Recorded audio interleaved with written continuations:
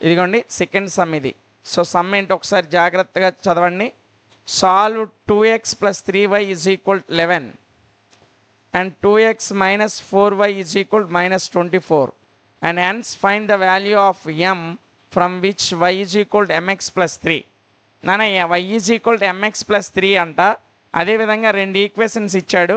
అయితే ఏమడిగాడు? Value of ఎమ్ యొక్క value అడిగాడు నాన్న. ఓకేనా?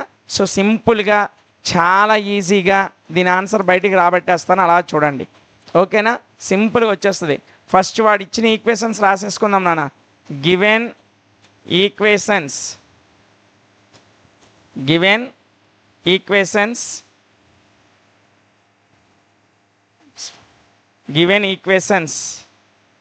ఏమేమి ఇచ్చాడు నాన్న? 2x + 3y = 11 అండ్ ఇంకోటి ఏంటి? 2x - 4y = -24. ఇది ఈక్వేషన్ నెంబర్ 1 అనుకోండి, ఇది ఈక్వేషన్ నెంబర్ 2 అనుకోండి. సో ఈ రెండు ఈక్వేషన్ సాల్వ్ చేయమన్నాడు. అదేవిధంగా ఈ ఎమ్ యొక్క వాల్యూని కూడా ఫైండ్ అవుట్ చేయమన్నాడు. ఓకేనా? సో జాగ్రత్తగా చూడండి, ఈజీగా దీని ఆన్సర్ మీకు వచ్చేస్తుంది. మీరు ఏం భయపడాల్సిన అవసరం లేదు నాన్న. ఓకేనా? సో చూడండి,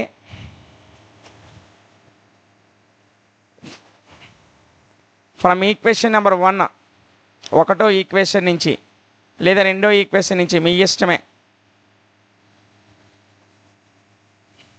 ఫ్రమ్ ఈక్వేషన్ నెంబర్ 2 రెండో ఈక్వేషన్ కొంచెం అన్నీ కూడా 2తో క్యాన్సిల్ అవుతుంది కాబట్టి నేను సెకండ్ ఈక్వేషన్ తీసుకుంటున్నా. ఓకేనా? ఈక్వేషన్ నెంబర్ 2 ఏంటన్నా? 2x - 4y = ఎంత? ఇదిగోండి -24. ఓకేనా? సో ఆ -24 వేయండి -24. నాన్న ఇప్పుడు నాకు x వాల్యూ కానీ y వాల్యూ కానీ ఫైండ్ అవుట్ చేయడం కావాలి. సో నేను ఇక్కడ 2xని ఇలాగే ఉంచాను నాన్న. సో ఈ -4yని అటువైపు తీసుకెళ్ళినట్లయితే -24 అలాగే ఉంటుంది. ఈ -4y అటు వెళ్తే +4y అవుతుంది. అర్థమైందా ఈ స్టెప్? 2x - 4y = -24. నాకు x వాల్యూ ఫైండ్ అవుట్ చేయాలని ఉంది కాబట్టి నేను 2xని = ఉంచా. ఈ -4yని అవతలకి తీసుకువెళ్తే +4y అయింది, అంతే. ఓకేనా? ఇంకా నాకేం కావాలంటే x వాల్యూ కావాలి కాబట్టి 2x ఇలాగే ఉంచా. ఈ రెండిట్లో 2ను బయటికి తీయొచ్చా లేదా? సో ఇక్కడ 2 12s are 24, 2 2s are 4. So 2ను బయటికి తీస్తే లోపల ఏం మిగిలింది నాన్న? -12 + 2y మిగిలింది. ఈ 2 2 క్యాన్సిల్ అయిపోయినానా. ఎక్స్ వాల్యూ ఎంత వచ్చింది? -12 + 2y వచ్చింది. ఎక్స్ వాల్యూ ఎంత వచ్చింది నాన్న? -12 + 2y. సో ఇది ఈక్వేషన్ నెంబర్ 2 నుంచి తీసుకున్నాం కాబట్టి ఈ ఎక్స్ వాల్యూని తీసుకెళ్ళి ఈక్వేషన్ నెంబర్ 1లో సబ్స్టిట్యూట్ చేద్దాం. ఓకేనా? సో చూడండి, అలా చూడండి నాన్న. సబ్స్టిట్యూట్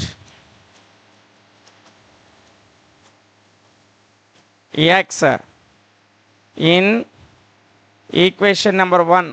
ఈక్వేషన్ నెంబర్ 1 ఏంటి? జాగ్రత్తగా చూడండి నాన్న. ఇదిగోండి equation number 1, 2x + 3y = 11.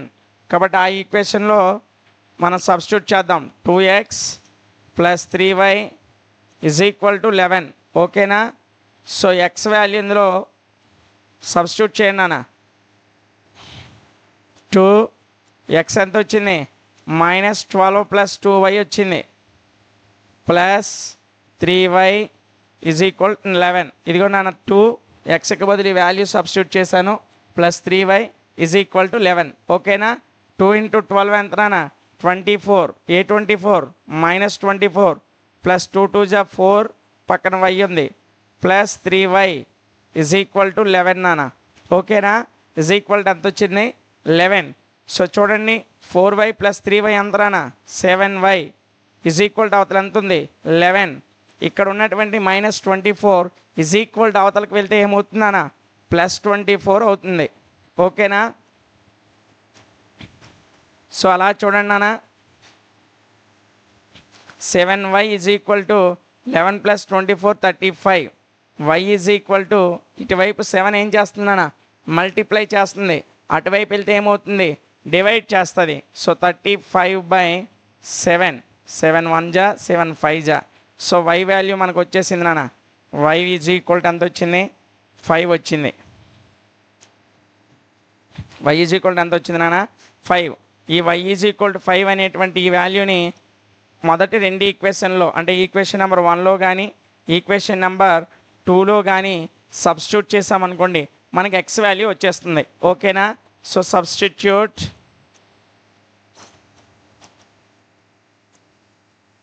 Why in equation number 1.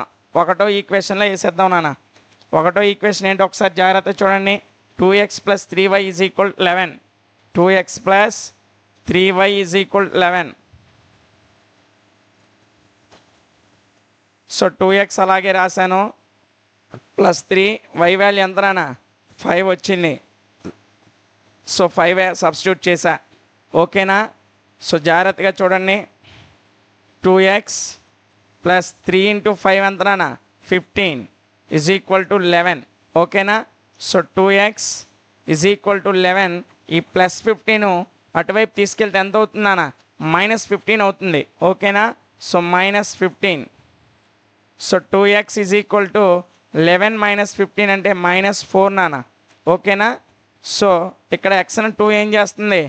Multiply చేస్తుందా డివైడ్ చేస్తుందా? మల్టిప్లై చేస్తుంది. అటువైపు వెళ్తే ఏమవుతుంది? డివైడ్ అవుతుంది. x = -4/2. సో x = 2 1 జా 2 2 జా. సో x వాల్యూ ఎంత వచ్చింది నాన్న?